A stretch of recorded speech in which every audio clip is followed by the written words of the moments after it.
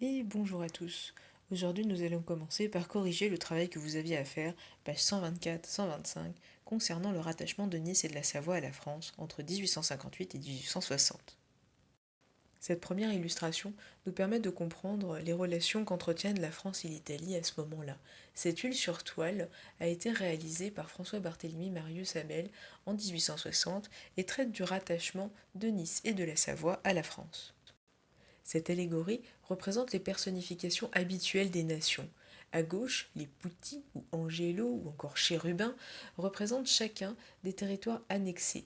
Ils sont représentés comme mineurs par rapport aux nations qui sont représentées, elles, comme majeures, comme des grandes personnes en fin de compte.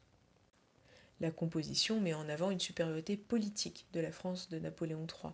En effet, la France, à droite, trône littéralement en majesté, est couronnée de lauriers, alors que l'Italie, à sa gauche, est représentée plus petite. Les symboles et objets du tableau représentent les moyens de l'unification politique. La paix et la victoire sont représentées par l'olivier et par le laurier, alors que la guerre est représentée par le glaive et le bouclier. De plus, l'étude des couleurs et des insignes est très intéressante. En effet, les couleurs et la croix de Savoie restent inexistants au profit des deux nations. En effet, le drapeau français et italien sont visibles. Cela signifie qu'il n'y a pas véritablement de place pour les populations qui sont concernées dans le cadre de ce type de figuration. Cependant, les populations participent au processus de rattachement.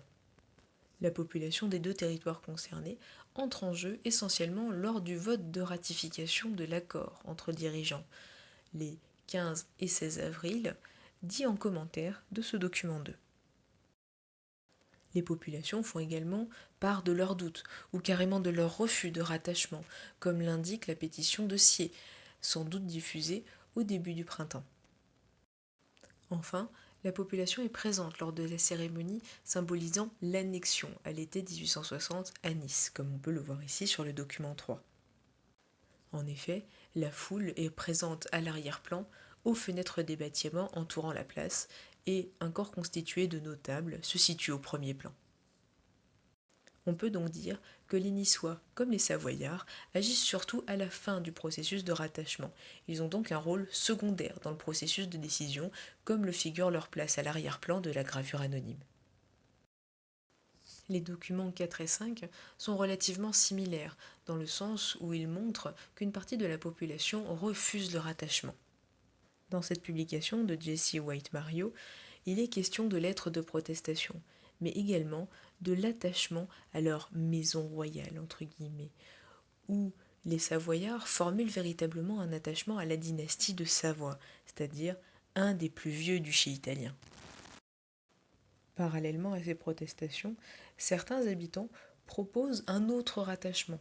C'est le cas dans la pétition des habitants de Siers, dans le Chablais, où ils témoignent expressément de leur désir d'être réunis à la Confédération suisse. Dans les deux cas, la forme adoptée par les individus relève d'une volonté de participer à la prise de décision et un refus de ce qui a été décidé en secret par les dirigeants politiques. On peut en conclure que le processus de rattachement de Nice et de la Savoie servent des intérêts diplomatiques et politiques de la France du Second Empire. Ces rattachements s'appuient certes sur la volonté de la population pour une unité italienne, en aidant Victor Emmanuel II à récupérer la Lombardie et Vénétie alors occupée par les Autrichiens. Mais, pour l'Empire de Napoléon III, ces rattachements se font par une diplomatie secrète et canalisent le rôle de la population pour l'amener à approuver cette décision.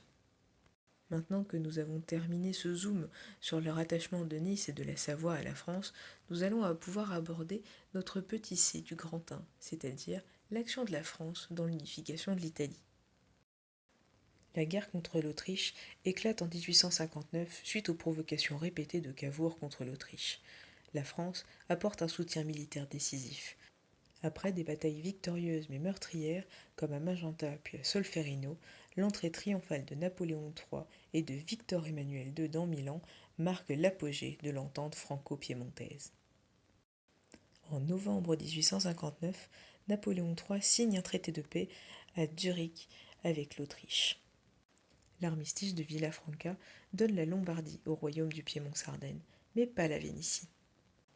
Marqué par la dureté des combats, Napoléon III souhaite un compromis en préservant les intérêts du pape dans une confédération d'Italie du Nord. Le Piémont fait alors une concession majeure, la concession à la France de la Savoie et de Nice par le traité de Turin en 1860.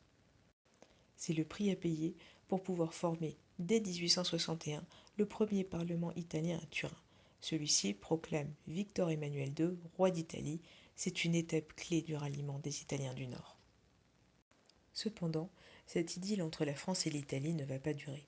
En effet, à la fin des années 1860, la France devient un obstacle à l'unité italienne qui se poursuit vers le sud.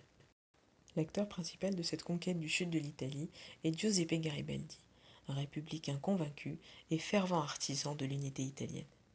Il fait partie du mouvement Il Risorgimento. Garibaldi embarque à Gênes avec 1162 hommes en 1860. C'est l'expédition des 1000, qui sont représentés en rouge à l'arrière-plan. Garibaldi agit avec le soutien secret du roi du Piémont. Sans difficulté, les chemises rouges débarquent en Sicile à Marsala. C'est ce que nous pouvons observer sur cette huile sur toile, conservée au Musée national du Risorgimento de Turin. Garibaldi et ses hommes prennent alors le contrôle rapide de toute l'île. Puis, ils s'emparent de Naples et de l'ensemble de l'Italie du Sud. Son objectif est de marcher sur Rome et de rallier Victor Emmanuel II. Le 17 mars 1861, le roi de Piémont est proclamé roi d'Italie. Victor Emmanuel II, donc, doit attendre la défaite française à Sedan en 1870 face aux Prussiens pour prendre Rome et la faire capitale de l'Italie.